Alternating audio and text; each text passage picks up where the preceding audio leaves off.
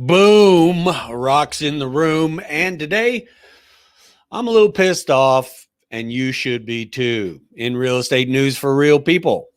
Now, I've also got a hot tip for the hot IA coming in at the end. I'm going to shift things up a bit for you today because I want you to be engaged and in the know. So do me a favor, like it or not, comment.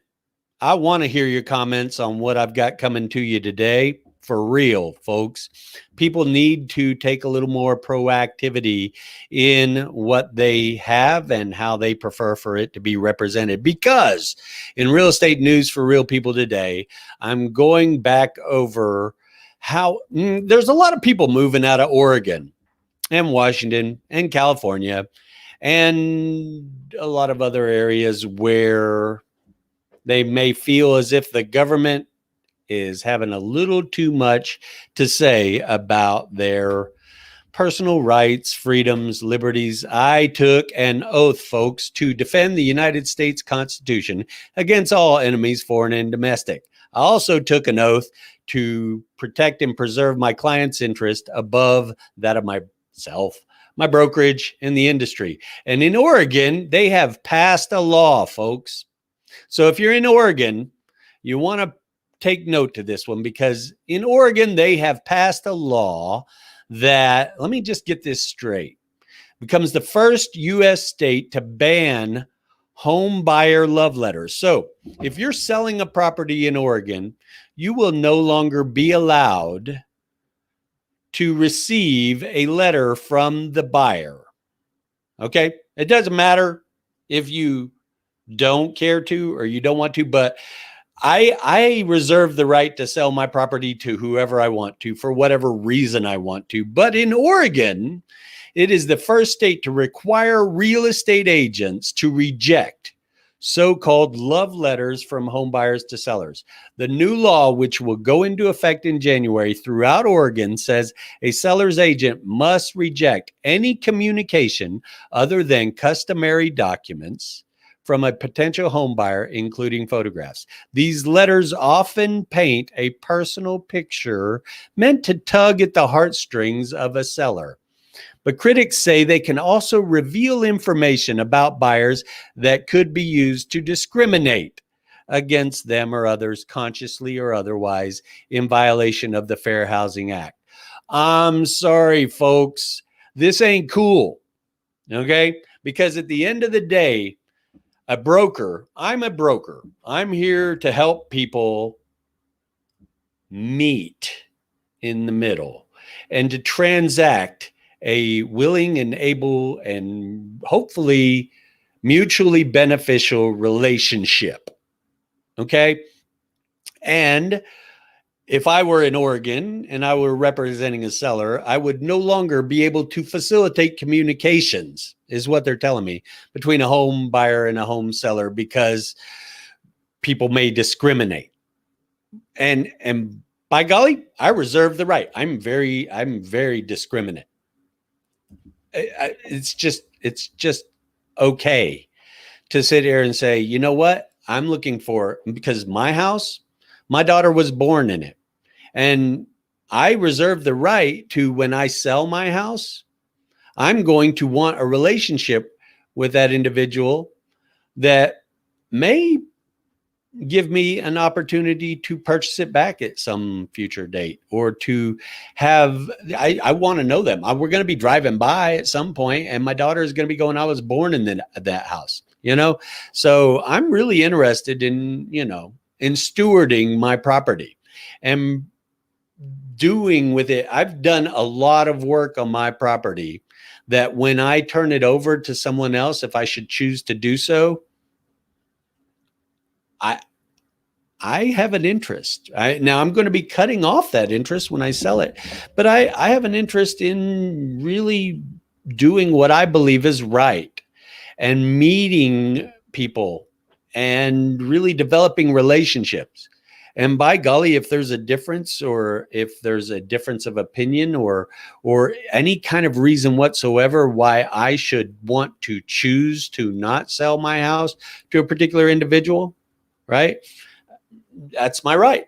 That's my right. If I feel like somebody's coming along and they just want to bulldoze down the house, they're sure they'll have every right and privilege to do that. But I have every right and privilege to not sell it to them to do that if I determine that that is something they may opt to do.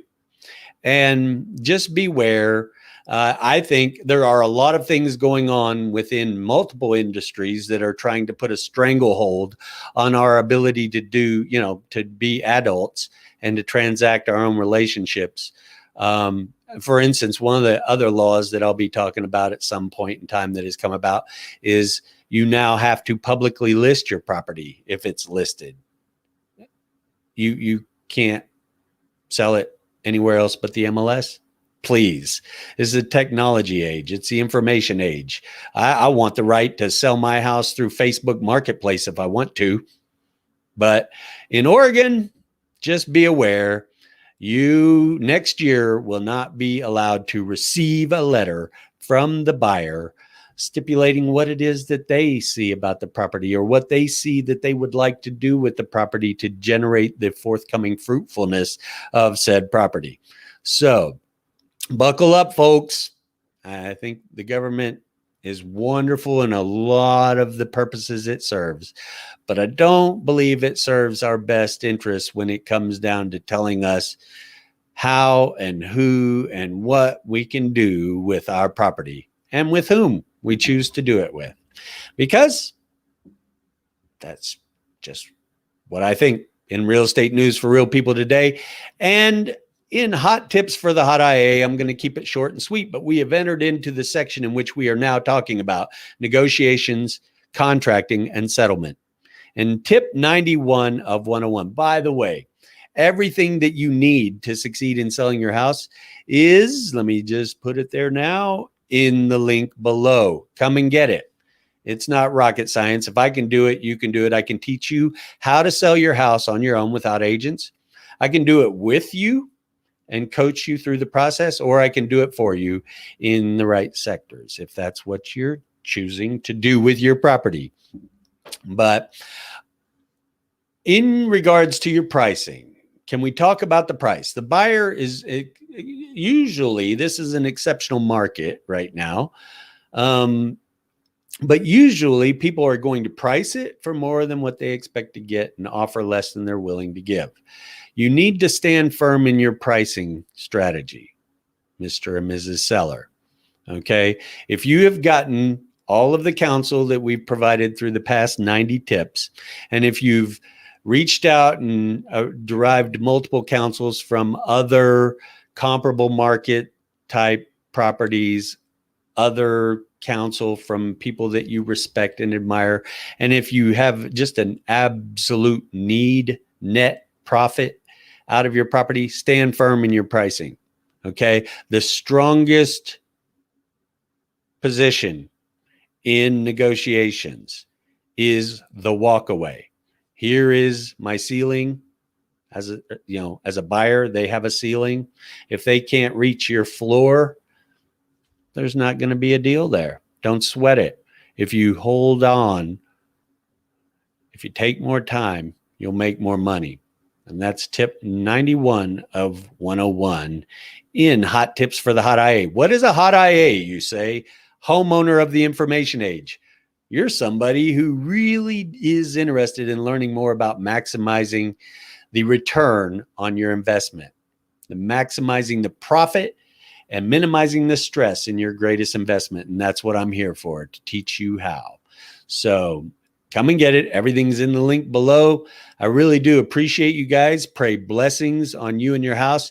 And do me a favor, comment if you have anything that you think, and you should, and ask more questions, folks. We're here to work stronger together as a community. And I do pray blessings on you and your house. Make it a great day. All right. Bye-bye.